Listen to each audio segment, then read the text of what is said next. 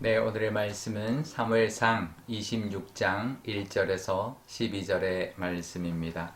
10사람이 기브아에 와서 사울에게 말하여 이르되 다윗이 광야 앞 하길라 산에 숨지 아니하였나이까 하매 사울이 일어나 10광야에서 다윗을 찾으려고 이스라엘에서 택한 사람 3,000명과 함께 10광야로 내려가서 사울이 광야 앞 하길라 산 길가에 진치니라. 다윗이 광야에 있더니 사울이 자기를 따라 광야로 들어옴을 알고 이에 다윗이 정탐꾼을 보내어 사울이 과연 이런 줄 알고 다윗이 일어나 사울이 진친 곳에 이르러 사울과 넬의 아들 군사령관 아브넬이 머무는 곳을 본즉 사울이 진영 가운데에 누웠고 백성은 그를 둘러 진쳤더라. 이에 다윗이 햇사람 아히멜렉과 수루야의 아들 요압의 아우 아비새에게 물어 이르되 누가 나와 더불어 진영에 내려가서 사울에게 이르겠느냐 하니 아비새가 이르되 내가 함께 가겠나이다. 다윗과 아비새가 밤에 그 백성에게 나아가 본즉 사울이 진영 가운데 누워 자고 창은 머리 곁과 땅에 꽂혀 있고 아브넬과 백성들은 그를 둘러 누웠는지라. 아비새가 다윗에게 이르되 하나님이 오늘 당신의 원수를 당신의 손에 넘기셨나이다. 그러므로 청하오니 내가 창으로 그를 찔러서 단번에 땅에 꽂게 하소서. 내가 그를 2번 찌를 것이 없으리이다 하니 다윗이 아비새에게 이르되 죽이지 말라. 누구든지 손을 들어 여호와의 기름 부음 받은 자를 치면 죄가 없겠느냐 하고 다윗이 또 이르되 여호와께서 살아 계심을 두고 맹세하노니 여호와께서 그를 치시리니 혹은 죽을 날이 이르거나 또는 전장에 나가서 망하리라.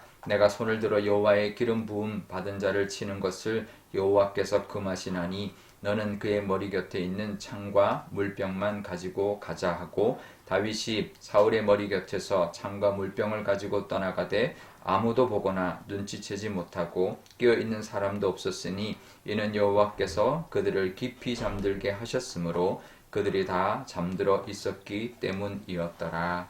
아멘. 네, 잠깐 기도하겠습니다.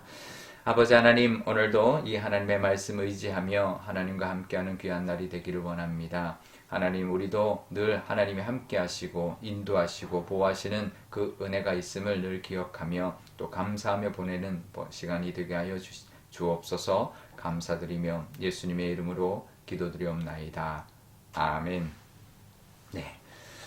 다윗이 숨어 있는 곳을 또 10사람이 와서 사울에게 알려주었습니다. 엔게디 굴에서 다윗이 자신을 죽이지 않았기 때문에 그 다윗에게 사울이 울면서 내 아들아 이렇게 말하면서 내가 잘못했다 이렇게 분명히 시인을 했습니다.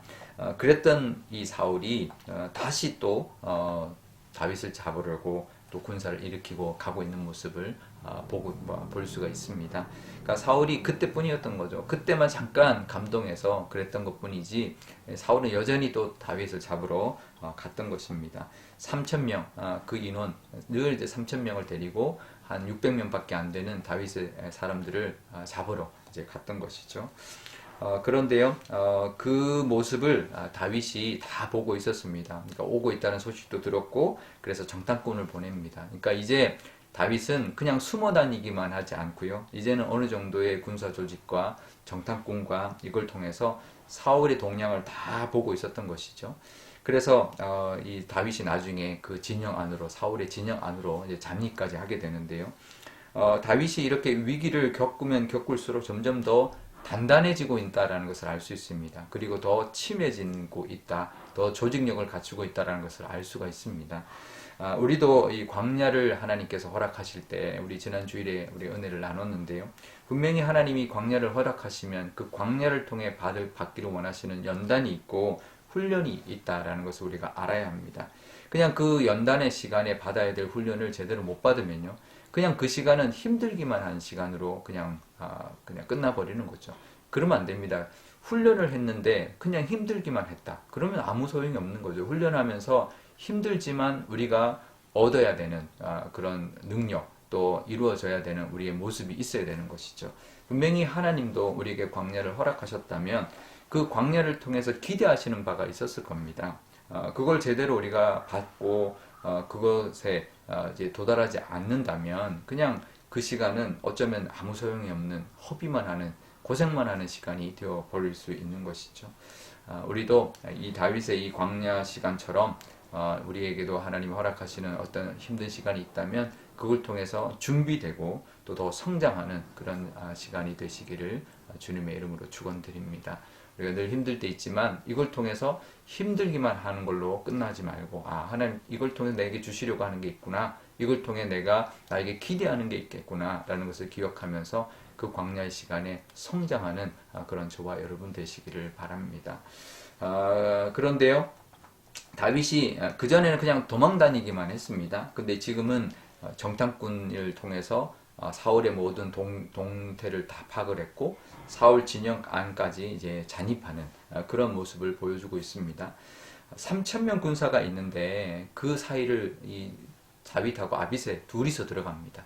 잘못하면 완전히 그냥 죽는 모습, 이제 그런 상황이 될 수도 있는데, 그런데 그 들어갔더니 사울과 이 사울의 군사들은 아무런 그런 위기감, 아무런 뭐 그런 이제 다윗이 쳐들어올 거라고는 뭐 들어올 거라고는 상상도 하지 않고 그냥 태평같이 태평스럽게 그냥 잠들어 있었던 것이죠. 그러니까 안전할 것이라고 이제 철떡같이 믿었던 것이죠. 하지만 다윗은 그 경계를 뚫고 사울이 누워 있는 곳까지 들어갔습니다. 사울 주변에 다 이제 사람들이 있었지만 그 들어갔는데요. 그래서 사울을 죽일 수 있었습니다. 아비새가 자기가 창을 꽂아서 죽이겠다 했지만 다윗은 이번에도 안 된다. 하나님께 기름 부음 받는 자를 죽일 수 없다라고 말을 합니다. 그래서 이제는 절대로 죽이면 안 된다. 하나님 분명히 하실 것이다. 이렇게 믿고 이야기를 하는데요. 나발 사건 이후에 다윗의 이 이야기를 보면 더 확신을 가지고 이야기하는 것을 볼 수가 있습니다. 10절 하반절에 보면 이렇게 말합니다. 하나님께서 그를 치실 것이다. 죽을 날이 가까이 왔거나 아니면 전쟁터에 나가서 죽게 하나님 할 것이다. 이제 그러니 나는 그를 죽이지 않겠다. 이렇게 말을 하는 거죠. 그러니까 그냥 막연히 하나님 하실 것이다가 아니라 이제는 거의 확신을 하는 거죠. 나발을 치신 하나님 보고 확실하게 사울도 하나님 치실 것이다. 그러니 내가 내 손으로 치지 않겠다라는 것이죠. 그러니까 다윗은 점점 더 하나님이 하실 것을 확신하고 있다. 하나님이 분명히 갚으실 것이다라는 것을 더 믿는 그런 사람이 되어 있었다라는 것이죠.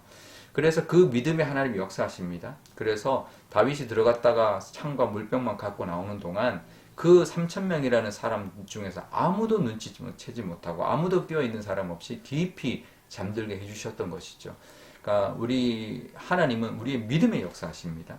그러니까 우리가 믿으면요 하나님이 역사하십니다. 그러니까 내가 할 일이 있죠. 하지만 내가 할 일은 내가 하고 나머지는 하나님께 하나님을 믿는 것이죠. 그러면 하나님은 그 믿음에 역사하셔서 하나님이 하실 일을 하실 것입니다. 우리는 하나님이 하실 일을 그냥 믿고 그냥 의지하면 되는 것이죠. 오늘도 분명히 내가 할 일이 있을 겁니다. 내가 할 일을 하고 나머지는 또 그 뒤는 하나님께 맡기고 믿고 나아갈 때 그 믿음에 하나님이 역사하실 것이고 그 믿음이 있다면 우리는 어떤 상황 속에서도 우리의 마음은 평강을 누리고 하나님 안에서 은혜를 누리며 살아가는 저와 여러분 될 줄 믿습니다. 그 은혜가 있으시기를 바랍니다.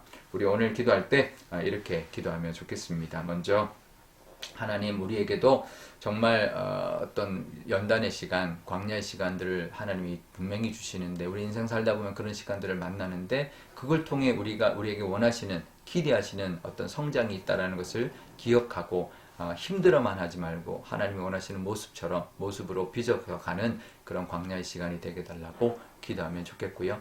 또 이 다윗이 점점 하나님을 확신하고 점점 그 연단의 기간 동안 더 성장해서 하나님을 믿는 믿음으로 담대하게 나아가는 모습을 우리가 보게 되는데 우리도 그런 믿음 주셔서 그 믿음에 역사하시는 하나님의 은혜도 누리게 해달라고 기도하면 좋겠습니다. 오늘 또 목요일입니다. 우리의 자녀들 위하여 기도하면 좋겠는데요. 우리의 자녀들도 그런 믿음의 사람 정말 살아가면서 여러 가지 일들을 경험하면서 점점 더 성장하고 또 더 하나님을 믿는 믿음으로 말미암아 그 믿음에 역사하시는 하나님의 은혜도 누리는 우리의 자녀들 그래서 하나님 앞에 귀하게 쓰임받을 뿐만 아니라 그 믿음을 통하여 이 세상에 하나님의 능력과 하나님의 살아계심을 보여주는 우리의 자녀들이 되게 달라고 기도하면 좋겠습니다. 제가 기도하겠습니다.